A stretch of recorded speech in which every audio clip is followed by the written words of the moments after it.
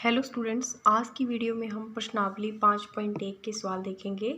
जैसे कि पहला सवाल हमें दिया हुआ है, निम्नलिखित स्थितियों में से जो नीचे स्थितियां दी गई हैं इसमें किन स्थितियों में संबंध संख्याओं की सूची एपी है। एपी का क्या अर्थ होता है? Arithmetic progression. समांतर श्रेणी को ही इंग्लिश में क्या कहते हैं? Arithmetic progression. तो उसको शॉर्ट फॉर्म में इन्होंने एपी लिख दिया। बार बार समांतर श्रेणी ना लिखना पड़े इसलिए हम क्या लिखेंगे? एपी।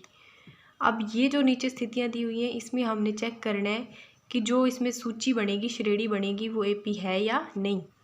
पहला क्वेश्चन हम देख लेते हैं कि प्रत्येक किलोमीटर के बाद टैक्सी का किराया जबकि प्रथम किलोमीटर के लिए 15 रुपये है और प्रत्येक अतिरिक्त किलोमीटर के लिए 8 रुपये किराया है।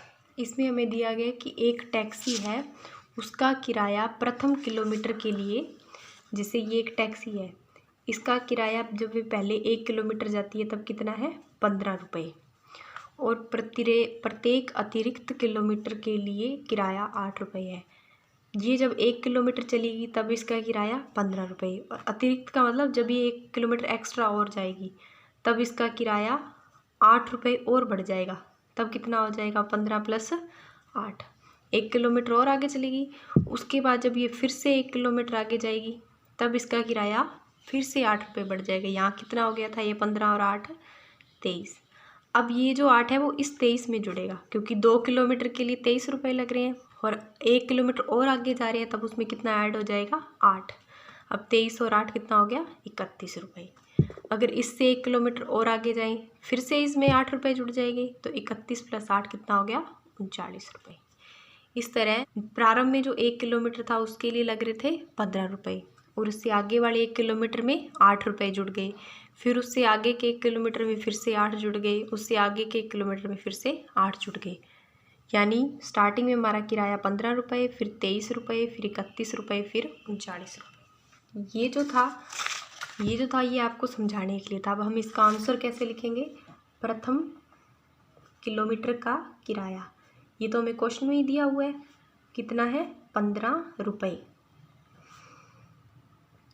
15 रुपये।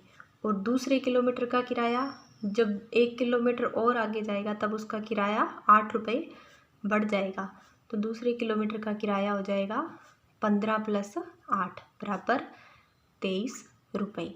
उसके बाद तीसरे किलोमीटर का किराया, जब वो तीसरा किलोमीटर जाएगा तब उसका किराया 8 रुपये और बढ़ जाएगा, तो तीसरे किलोमीटर का किराया हो जाएगा 23 + 8 = 31 रुपये।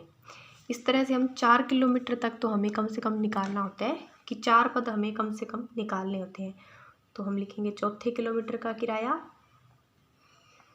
अब फिर से उसमें 8 रुपये जुड़ जाएंगे, तो 31 + 8 कितना हो जाएगा? 39 रुपये। तो इस तरह से हमारे पास श्रेणी आ गई 15, 23, 31 और 39। श्रेणी क्या बन गई हमारी? 15, 23, 31, 39। इस तरह से ये आगे चलती जाएगी और भी, क्योंकि हम कितने भी किलोमीटर का किराया निकाल सकते हैं। अब हमने चेक करना है कि क्या यह एपी है या नहीं। एपी होने के लिए क्या होना चाहिए? समांतर श्रेणी की परिभाषा मैंने आपको बताई थी इंट्रोडक्शन वाली वीडियो में, कि ऐसी श्रेणी जिसमें पदों के मध्य अंतर समान हो वो समांतर श्रेणी होती है। यानी इन पदों के मध्य का अंतर समान होना चाहिए, तब तो ये समांतर श्रेणी होगी। सबसे पहले हम लिख लेते हैं कि ये कौन सा पद है? A1, और ये A2, फिर A3, फिर A4। इसी तरह से दी हुई है ये हमें। और सारवंतर निकालने का तरीका होता है A2 - A1। दूसरे पद में से पहला पद घटाना, फिर तीसरे पद में से दूसरा पद घटाना, फिर चौथे पद में से तीसरा पद घटाना। दूसरे पद में से पहला पद घटाया, तीसरे में से दूसरा और चौथे में से तीसरा। यही हमने लिख दिया यहाँ पे। अब जब हम 23 में से 15 घटाएंगे तो कितना बचेगा? 8। फिर हम 31 में से 23 घटाएंगे तो कितना बचेगा? 8। फिर 39 में से 31 घटाएंगे तो बचेगा 8। ये तीनों बराबर आ रहे हैं, 8, 8, 8। चूँकि हमारा पहला सारवंतर भी बराबर 8 है, दूसरा सारवंतर भी 8 है और तीसरा सारवंतर भी 8 है, तो हम लिखेंगे चूँकि सारवंतर समान है अतः यह एक कौन सी श्रेणी है? समांतर श्रेणी है, या आप इसको समांतर श्रेणी या एपी लिख सकते हो। अतः यह एक एपी है। दोबारा से हम देख लेते हैं। सबसे पहले हमने क्या किया, एक श्रेणी बना ली। प्रथम किलोमीटर का किराया 15 रुपये, दूसरे किलोमीटर का 15 में 8 जोड़ दिए 23, फिर 23 में 8 जोड़ दिए 31, 31 में 8 जोड़े 39। इस तरह से हमारे पास एक श्रेणी आ गई। अब हमने चेक करना है कि ये समांतर श्रेणी है भी या नहीं। उसके लिए हम सारवंतर निकालेंगे। दूसरे पद में से पहला पद घटाएंगे, तीसरे में से दूसरा, चौथे में से तीसरा। तीनों का मान 8 8 8 आ रहा है। क्योंकि सारवंतर समान है अतः यह एक समांतर श्रेणी है। ये हमारा फर्स्ट क्वेश्चन कंप्लीट हो गया। दूसरे क्वेश्चन में हम देखते हैं कि किसी बेलन में उपस्थित हवा की मात्रा जबकि वायु निकालने वाला पंप प्रत्येक बार बेलन की शेष हवा का 1/4 भाग निकाल देता है। यानी एक बेलन दिया हुआ है हमारे पास, उसमें कुछ मात्रा में हवा उपस्थित है, मात्रा हमें नहीं बताएगी। जबकि वायु निकालने वाला पंप, इसमें एक वायु निकालने वाला पंप है, ऊपर से हम इसको पंप कर रहे हैं बेलन को, और यहाँ से बाहर से हवा निकल रही है इसमें। वो प्रत्येक बार शेष हवा का 1/4 भाग निकाल देता है। यहाँ से प्रत्येक बार 1/4 भाग हवा निकल जाती है। इस तरह से हमें एक बेलन दिया। ऊपर से जब भी हम इसमें पंप करते हैं तो यहाँ से 1/4 भाग हवा निकल जाती है। अगर मान लो इसमें 16 लीटर हवा है तो उसका 1/4 भाग, 16 का 1/4 कितना होगा? 4 एकम 4 और 4 चौके 16, यानी इसका 4 भाग हवा बाहर निकल जाएगी। तो ये इसको हम देखते हैं कि कैसे लिखेंगे। अब हमें बेलन में हवा की मात्रा दी नहीं हुई तो हम अपनी इच्छा से मान लेते हैं कि बेलन में 64 लीटर हवा है। आप 64 की बजाय 68 भी मान सकते हो, 72 भी मान सकते हो। यही क्यों माना हमने? क्योंकि इन सभी में जब आप 4 का भाग दोगे तो वो पूरा पूरा भाग जाएगा। तो हमने माना बेलन में उपस्थित हवा की मात्रा 64। तो अब हम इसमें देखते हैं कि प्रथम बार में कितनी हवा निकली। ये हमारा स्टार्टिंग में मान लेते हैं हम A1 था 64। पहली बार में हवा निकली 64 माइनस 64 का कितना भाग निकल रही है? 1/4। जब हम 64 का 1/4 करेंगे तो या तो आप इसमें 64 में 4 का भाग दे के निकाल लो, या इसको आप काट लो। 4 एकम 4, और जब 64 पे आप 4 का भाग दोगे तो ये 16 पे जाएगा। यानी 64 का 1/4 भाग कितना आ रहा है? 16। तो इसको हल करके आ गया हमारे पास 16। तो 64 माइनस 16 बराबर 48। उसके बाद दूसरी बार में निकली हवा, अब 48 का 1/4 भाग निकल रही है। 48 माइनस 48 गुणा 1/4। अब हम 48 का 1/4 देखेंगे। 4 एकम 4, 4 एकम 4 और 4 दूनी 8, यानी कितना आ रहा है? 12। तो 48 में से 12 घटाएंगे तो बच जाएगा 36। फिर तीसरी बार निकली हवा, अब कितनी हवा निकलेगी? 36 का 1/4 भाग। 36 का 1/4 करिए, अब कितना आएगा? 4 एकम 4 और 4 निमा 36, और जब हम 36 में से 9 घटा देंगे तो बच जाएगा 27। इस तरह से हमारे पास A1, A2, A3, A4 4 पद आ गए और हमारे पास एक श्रेणी बन गई। तो हम यहाँ लिखेंगे श्रेणी। पहला पद 64, दूसरा पद 48, तीसरा पद 36 और चौथा पद 27। इस तरह से ये आगे चलती जाएगी, लेकिन हमने 4 ही पद निकालने हैं। माइनस A1, 48 में से जब हम 64 घटाएंगे तो कितना बचेगा?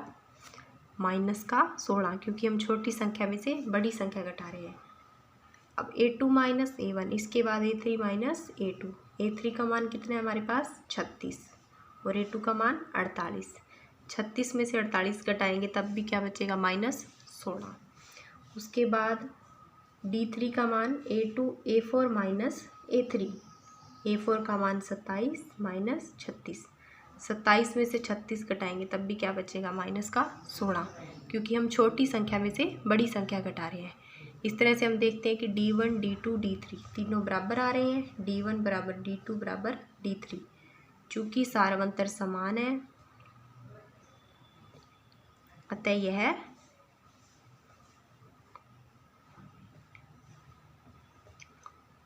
एक AP है। यही तो हमने चेक करना था कि AP बन रही है या नहीं। उसके बाद हमें क्वेश्चन में दिया गया है कि प्रत्येक मीटर की खुदाई के बाद एक कुआं खोदने में आई लागत जबकि प्रथम मीटर खुदाई की लागत 150 रुपये और बाद में प्रत्येक मीटर खुदाई की लागत 50 रुपये बढ़ती जाती है। यानी एक कुआं खोद रहे हैं, जब पहली बार कुआं 1 मीटर तक खोदा जाता है तब उसकी लागत कितनी आती है, 150 रुपये, और बाद में प्रत्येक मीटर खुदाई की लागत 50 रुपये बढ़ती जाती है। अब 1 मीटर और नीचे खोदते हैं तब 50 रुपये लागत और बढ़ जाती है, तो 150 + 50 कितना हो जाता है, 200 रुपये लगते हैं। फिर जब 1 मीटर और नीचे जाते हैं तो लागत फिर से 50 रुपये बढ़ जाती है। 200 में 50 बढ़ाएंगे तो अब कितनी हो जाएगी, 250। तो हमारी लागत 50 रुपये हर बार बढ़ती जाएगी। अब हम इसका आंसर देखते हैं कि प्रथम मीटर खुदाई की लागत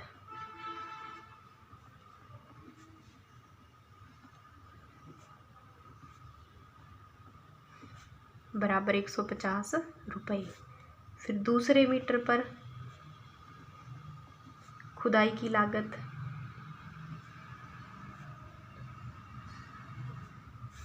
तीसरे मीटर पर खुदाई की लागत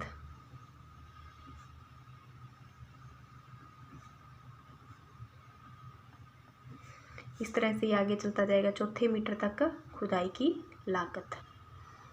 तो इस प्रकार हम लिखते हैं कि प्रथम मीटर खुदाई की लागत 150 रुपये, दूसरे मीटर खुदाई की लागत कितनी हो जाएगी, इसमें 50 रुपये और बढ़ जाएगा, 150 में 50 जोड़ेंगे तो 200 रुपये।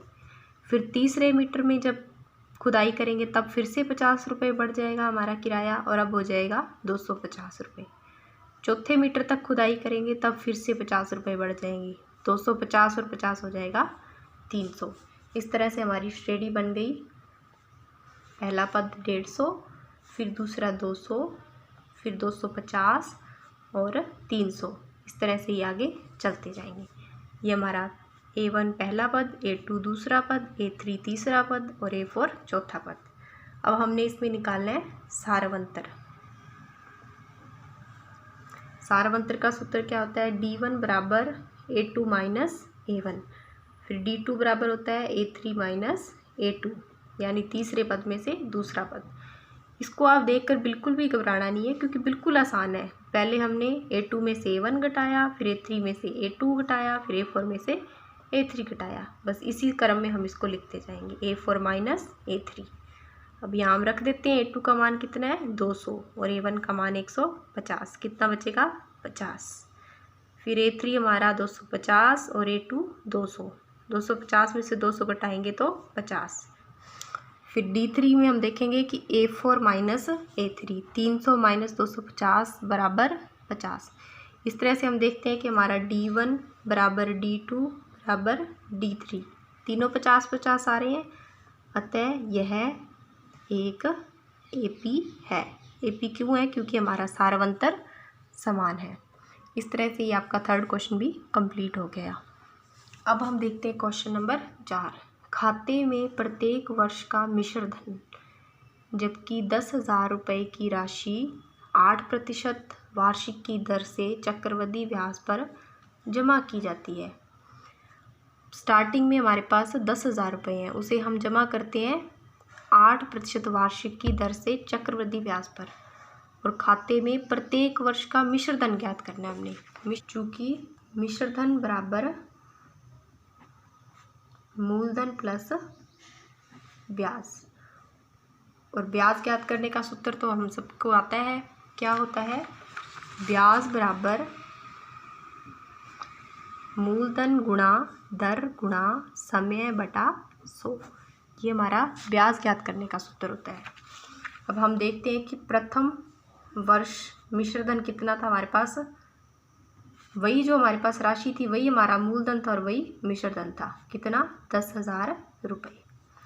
अब दूसरे वर्ष का मिश्र धन कैसे निकालेंगे हम, पहले तो हम 10,000 पर 1 साल का जो ब्याज बनेगा वो निकालेंगे हम, और उसमें हम ये वाला जोड़ देंगे, मूलधन प्लस ब्याज। ये हमारा मूलधन है, प्लस ब्याज कैसे निकालते हैं, मूलधन गुणा दर कितनी है, 8%, 8 बटा समय 1 साल, क्योंकि 1 ही साल लग रहा है, बटा में 100। अब 2 0 से 2 0 कट जाएगा, यहाँ कितना बच गया, 100 गुणा 8 बराबर 800। तो 10,000 प्लस 800 बराबर बन गया ये। अब हम देखते हैं इसमें तीसरे वर्ष का मिश्रधन। अब हमारे लिए मूलधन ये वाला बन जाएगा 10,800, मूलधन प्लस ब्याज। इस पर हम ब्याज निकालेंगे। ब्याज का सूत्र मूलधन गुणा दर गुणा समय बटा 100। 2 0 से 2 0 कैंसिल हो जाएगा। 10,800 में हम जोड़ेंगे 108 को जब 8 से गुणा करेंगे तो ये बन जाएगा 864, और इन दोनों को जोड़कर कितना आएगा 11,664। इस तरह से ये हमारा A1 था, ये A2 था और ये A3 था। हमारे पास श्रेणी में 3 पद आ गए। A1 10,000, A2 10,800, फिर A3 11,664। अब हमने क्या निकालना है, इसका सारवंतर निकालना है। सारवंतर निकालने का मेथड वही, D बराबर A2 माइनस A1। A2 का मान 10,800 माइनस 10,000, 10,800 माइनस 10,000, तो इसमें से ये घटाएंगे तो बचेगा 800। फिर D2 निकालेंगे तो A3 माइनस A2। A3 का मान 11,664 माइनस 10,800। D2 का मान A3 माइनस A2, A3 और A2 के मान रख दिए तो ये बच जाएगा हमारे पास 864। अब हमें D3 निकालने की ज़रूरत ही नहीं है, क्योंकि D1 का मान तो आया 800 और D2 का मान आया 864। सारवंतर समान नहीं है, अतः यह AP नहीं है, क्योंकि AP होने के लिए क्या होना चाहिए, सारवंतर समान होना चाहिए। इस तरह से हमारा फर्स्ट क्वेश्चन कंप्लीट हो गया। पहले वर्ष का मिश्रधन, दूसरे वर्ष का, तीसरे वर्ष का, फिर हमारे पास श्रेणी आ गई, फिर उस श्रेणी का हम सारवंतर निकालेंगे। क्योंकि बराबर नहीं आ रहा सारवंतर तो ये AP भी नहीं है। इस तरह से ये हमारा फोर्थ क्वेश्चन कंप्लीट हो गया। अब हम देखते हैं क्वेश्चन नंबर 2। इसमें हमसे पूछा गया है कि दी हुई AP, ये जो दी हुई AP है के प्रथम 4 पद लिखिए, जबकि प्रथम पद A और सारवंतर D निम्नलिखित है। यानी ये पहले से हमें दिया हुआ है कि ये समांतर श्रेणी ही है, उसमें हमें प्रथम पद दिया हुआ है सारवंतर, और हमने इसके प्रथम 4 पद लिखने हैं। मैंने आपको समांतर श्रेणी का व्यापक रूप बताया था। पहला पद होता है A, दूसरा A प्लस D, और तीसरा पद होता है A प्लस 2D, और चौथा पद होता है A प्लस 3D। 4 ही तो पद पूछे इन्होंने, तो हम भी 4 निकाल देंगे। चूँकि हमारे पास प्रथम पद A1 कितना है A, और A का मान तो क्वेश्चन में दिया ही हुआ है 10, और A2 दूसरा पद क्या होता है व्यापक रूप के रूप अनुसार A प्लस D। A का मान क्वेश्चन में 10 और D का मान क्वेश्चन में 10, यानी 20 बन गया जुड़ के। और A3 क्या होता है व्यापक रूप में A प्लस 2D। इसको ध्यान याद रखने का सिंपल तरीका है, देखो यहाँ 2 है, A2 दूसरा पद है तो यहाँ D एक बार आएगा, अगर यहाँ तीसरा पद है तो यहाँ D 2 बार आएगा। ऐसे ही जब हम चौथा पद लिखेंगे तो यहाँ D 3 बार आएगा। A का मान कितना है 10, ये 2D का मतलब 2 गुणा D है, D का मान भी 10। पहले हम इन दोनों को जोड़ेंगे नहीं, पहले हम इन दोनों का गुणा करेंगे। आपने हमेशा ध्यान रखना है, अगर एक समीकरण में पहले गुणा दिया हुआ है तो पहले गुणा को हल कीजिए, उसके बाद जोड़ना है। 2 का 10 से गुणा करेंगे तो 20, 10 और 20 हो गया 30। इसी तरह से हम A4 निकालेंगे, A का मान 10, फिर 3 गुणा D का मान 10। पहले हम गुणा को हल करेंगे तो 3 गुणा 10 30 बराबर 40। तो हमारे पास A1 10, A2 20, A3 30 और 40, A4 40। तो प्रथम 4 पद क्या हो जाएंगे हमारे पास 10, 20, 30, 40। यही तो निकालने थे हमने ये बात। दूसरे क्वेश्चन में हमें प्रथम पद दिया हुआ है -2 और सारवंतर D। चूँकि व्यापक रूप लिख लेते हैं हम पहले। व्यापक रूप क्या होता है A, A plus D, A plus 2D, A plus 3D। यानी प्रथम पद हमारा A1 कितना होगा A, और A का मान तो क्वेश्चन में दिया हुआ है -2, और दूसरा पद क्या होता है A प्लस D। A का मान क्वेश्चन में दिया हुआ है -2 और D का मान 0, -2 में 0 जोड़ेंगे तो कोई फ़र्क नहीं पड़ेगा, ये माइनस का 2 ही रहेगा। उसी तरह तीसरा पद का क्या सूत्र होता है, a + 2d। जैसे यहाँ 3 है तो इससे 1 कम आ जाएगा, तो a का मान क्वेश्चन में -2 दिया हुआ है, +2 गुणा d का मान 0। पहले गुणा को हल करते हैं, 2 का 0 से गुणा करेंगे तो कितना आएगा 0, और -2 में 0 जोड़ेंगे तो भी कोई फ़र्क नहीं पड़ेगा। इसी तरह से a4 क्या हो जाएगा, a + 3d। a का मान -2 + 3 गुणा d का मान 0। किसी भी संख्या का जब हम 0 से गुणा करते हैं तो आंसर क्या आता है 0, और किसी भी संख्या में जब हम 0 जोड़ते हैं तो उस पर कोई फ़र्क नहीं पड़ता। यानी हमारा a1 a2 a3 a4। तो प्रथम 4 पद क्या हो गए अपने, इसमें a1 का मान भी -2, a2 का मान -2, a3 का भी -2 और a4 का भी -2।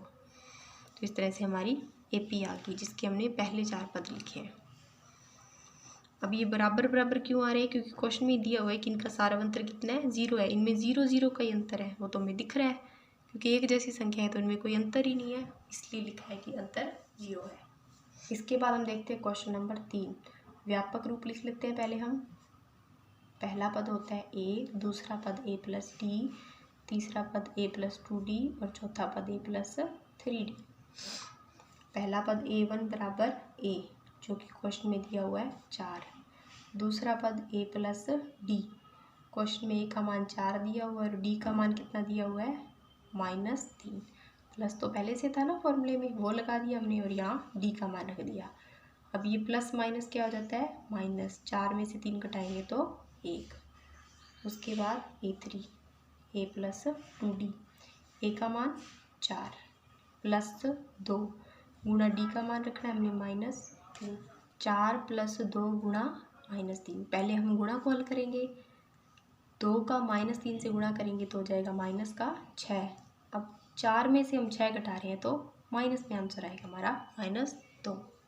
इसी तरह से a4 a + 3d, a का मान 4 + 3 गुणा d का मान -3। पहले गुणा को हल करेंगे, 3 का -3 से गुणा करेंगे तो -9, क्योंकि 3 का 3 से गुणा करते हैं तो 9 और साथ में माइनस है तो यहाँ भी माइनस। 4 में से 9 घटाएंगे तो बच जाएगा 5, क्योंकि छोटी संख्या में से बड़ी घटा रहे हैं तो -5 बचेगा। तो हमारे पास 4 पद आ गए, ये हम लिख देते हैं। प्रथम 4 पद, a1 का मान 4, a2 का मान 1, a3 का मान -2 और a4 का मान -5। बिल्कुल आसान सवाल है, बस आपको व्यापक रूप याद है तो आप इसको आसानी से कर सकते हैं, क्योंकि आपने इसमें सिर्फ मान ही रखने हैं। चौथे क्वेश्चन में हम देखते हैं कि हमें a दिया हुआ -1 और d 1/2। इसमें भी सबसे पहले हम क्या लिखेंगे, व्यापक रूप। a, a + d, a + 2d, a + 3d। देखो पहले तो 0 बार d था, फिर 1 बार आया, फिर 2 बार d आया, फिर 3 बार d आया। इस तरह से ये आगे चलता जाएगा। सारों में क्या a तो जोड़ना ही है हमने। तो प्रथम पद a1 बराबर a का मान दिया हुआ है -1। a2 बराबर क्या है हमारा व्यापक पद a + d। हम a और d के मान रख देते हैं, a का मान -1 और d का मान 1/2। अब इसको हल करने का क्या तरीका है, -1 और 1/2 को इसके भाग में कुछ नहीं दिया हुआ, यानी यहाँ पर 1 है। 2 और 1 का लघुत्तम कितना आ जाएगा 2। 1 का 2 पे भाग देंगे तो 2। वो जो 2 आया उसका ऊपर वाली संख्या अंश से गुणा करो, 2 का 1 से गुणा 2। यहाँ माइनस था तो यहाँ भी माइनस, फिर प्लस का साइन है तो प्लस। भाग देंगे 2 का 2 पे, 1 का ऊपर वाली संख्या से गुणा करेंगे तो 1 एकम 1। 2 में से 1 घटाएंगे तो बचेगा 1, लेकिन माइनस वाली संख्या बड़ी है तो ये आंसर भी माइनस में बटा में 2। यानी इसको हल करके कितना आ रहा है -1/2। तो यहाँ हम लिख देंगे -1/2। इसी तरह से a3 बराबर a + 2d, a का मान -1 + 2 गुणा d का मान 1/2। पहले हम गुणा को हल करते हैं, 2 से 2 कैंसिल हो जाएगा, क्या बच जाएगा 1। तो 1 में से 1 घटाएंगे बचेगा 0। इसके बाद हम a4 देखते हैं, a + 3d, a का मान -1 + 3 गुणा d का मान 1/2। इसमें भी हम पहले क्या करेंगे, गुणा को हल करेंगे, 3 का 1 से गुणा 3 बटा में 2।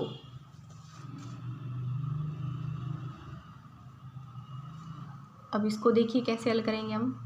-1 + 3/2, 1 और 2 का लघुत्तम आ जाएगा 2, 1 का 2 पे भाग देंगे 2, 2 का ऊपर वाली संख्या 1 से गुणा करेंगे, 2 एकम 2, यहाँ माइनस है तो यहाँ भी माइनस, फिर प्लस 2 का 2 पे भाग देंगे तो 1, फिर वो जो 1 आया उसका ऊपर वाली संख्या से गुणा करो, 3 एकम 3। अब 1 प्लस की संख्या 1 माइनस की तो घटाव होगा, 3 में से 2 घटाएंगे 1 बटा में 2, क्योंकि प्लस वाली संख्या है तो ये भी प्लस में आएगा, यानी इसको हल करके कितना आ रहा है 1/2। तो हमारे पास प्रथम 4 पद हो गए। a1 का मान हमारे पास था -1, a2 का मान -1/2, a3 का मान 0 और a4 का मान 1/2। इसी तरह से हल करना था हमने इसको। हम 5वां क्वेश्चन देखते हैं इसी के दूसरे में। यहाँ में a का मान दिया हुआ है -1/5 और d का मान -2.5। प्रथम पद a1 बराबर क्या होता है a, और a का मान दिया हुआ है 1.25, और a2 बराबर क्या होता है a + d, तो यहाँ a और d का मान रख देते हैं हम 1.25 प्लस, ये माइनस का है तो यहाँ रखेंगे माइनस। अब देखिए ये प्लस और माइनस क्या हो जाएंगे -5। अब दोनों संख्याएं माइनस की हैं, यानी इन दोनों को जोड़ना है हमने। तो 1.25 में जब हम 0.25 जोड़ेंगे तो कितना आएगा जी, 5 में 5 जोड़ेंगे तो 10, 1 हासिल गई, 2 और 1 3, 3 और 2 5, पॉइंट के नीचे पॉइंट, और 1 और 0 को जोड़ेंगे तो 1, क्योंकि दोनों माइनस की संख्या है तो हमारा आंसर भी आएगा -1.50। अब निकालते हैं हम a3, a + 2d। a का मान हमारे पास है -1.25 प्लस 2 गुणा d का मान, पहले हम किसको हल करेंगे गुणा को, ये 5 दूनी 10, 1 हासिल गई, 2 दूनी 4 और 1 5, और पॉइंट के नीचे पॉइंट, यानी गुणा करके आ जाएगा 0.50, और माइनस का साइन है तो यहाँ भी माइनस। अब ये प्लस माइनस क्या हो जाएगा माइनस, दोनों माइनस के यानी ये दोनों जुड़ जाएंगे, इनको आप जोड़ सकते हो पॉइंट के नीचे पॉइंट रख के, तो ये आ जाएगा 1.75, क्योंकि दोनों माइनस किए तो यहाँ चिन्ह भी आएगा माइनस का। अब हम निकालते हैं a4, a + 3d। a का मान दिया हुआ 1.25 प्लस 3 गुणा d का मान, पहले हम क्या करेंगे गुणा को हल करेंगे, 3 गुणा 0.25। अब हम पहले गुणा को हल करेंगे, 3 का जब 0.25 से गुणा करेंगे तो 5 दिए 15, 1 हासिल गई, 3 दूनी 6 और 1 7, और पॉइंट के नीचे पॉइंट और 0 का 0, तो आ जाएगा 0.75, वो भी कैसा आएगा माइनस का। अब ये प्लस माइनस क्या हो जाएंगे माइनस, दोनों एक जैसे चिन्ह के हैं तो दोनों जुड़ जाएंगे, 1.25 और 0.75 जोड़कर कितना हो जाएगा 2.00, और दोनों माइनस के तो ये भी माइनस।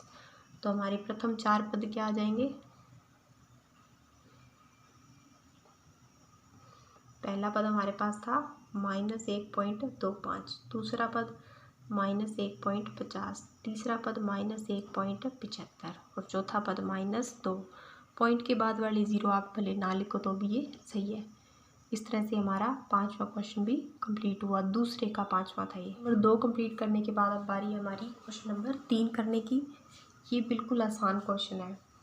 इसमें क्या पूछा गया देखिए, निम्न में से प्रत्येक AP यानी सभी क्या ये समांतर श्रेणियाँ हैं के लिए प्रथम पद और सारवंतर ज्ञात कीजिए। प्रथम पद यानी हमने A ज्ञात करना है और सारवंतर यानी D ज्ञात करना है। समांतर श्रेणी का पहला पद ही क्या होता है प्रथम पद, तो प्रथम पद क्या है इसमें A = 3, और सारवंतर ज्ञात करने का क्या सूत्र होता है D1 = A2 - A1। तो ये हमारे पास A1 है, ये A2 है, ये A3 है और ये A4 है। तो हम D1 निकालते हैं, A2 का मान कितना दिया हुआ है 1, और A1 का मान दिया हुआ है 3, 1 में से 3 घटाएंगे तो कितना बच जाएगा -2, क्योंकि छोटी संख्या में से बड़ी संख्या घटा रहे हैं। तो प्रथम पद आ गया हमारा 3 और सारवंतर आ गया -2। इसमें आपने सिर्फ एक बार ही सारवंतर निकालना है, क्योंकि ये AP तो है ही। जब इन दोनों के बीच -2 का अंतर आ रहा है तो इन दोनों के बीच भी -2 का ही अंतर होगा, क्योंकि ये कैसी श्रेणी है समांतर श्रेणी है। ये तो इन्होंने हमें क्वेश्चन में ही दिया हुआ है, बस आपने प्रथम पद निकालना है और एक बार सार्वंतर निकालना है। इसी तरह से हम दूसरा क्वेश्चन देखते हैं। इसमें प्रथम पद क्या है, a बराबर -5 और सार्वंतर निकालना है। अब हमने सार्वंतर निकालने का क्या सूत्र होगा, a2 माइनस a1। a2 का मान कितना दिया हुआ है हमारे पास, ये a1 होगा, ये a2, ये a3 और ये a4। a2 का मान -1 और a1 का मान, ये पहले से -5 था, फिर ये यहाँ रखेंगे हम a1 का मान -5। -1 माइनस माइनस क्या हो जाएगा, प्लस, और 5 में से 1 घटाएंगे तो बचेगा 4। तो हमारा प्रथम पद -5 और सार्वंतर 4। उसके बाद हम तीसरे क्वेश्चन में देखते हैं। प्रथम पद a बराबर हमारे पास क्या दिया हुआ है, 1/3 और सार्वंतर वही सूत्र लगाएंगे हम, b बराबर a2 माइनस a1। अब इसमें a1 और a2 का मान है 5/3 माइनस a1 का मान 1/3। क्योंकि दोनों का हर समान है तो इनको सीधा घटा देंगे हम, 5 में से 1 घटाएंगे 4/3। इसमें हमारे पास प्रथम पद कितना दिया हुआ है, 0.6 पहला पद। और सार्वंतर निकालने का क्या तरीका होता है, इसमें b बराबर a2 माइनस a1 का मान, ये a1 है, ये a2 है, a2 का मान कितना है 1.7 माइनस a1 का मान 0.6। 1.7 में से 0.6 घटाने के लिए हम पॉइंट के नीचे पॉइंट रखेंगे, 7 में से 1 घटाएंगे 1, पॉइंट के नीचे पॉइंट, और यहाँ 1 में से 0 घटाएंगे तो 1, यानी कितना बच जाएगा 1.1। तो सार्वंतर आ गया हमारे पास 1.1 और प्रथम पद 0.6।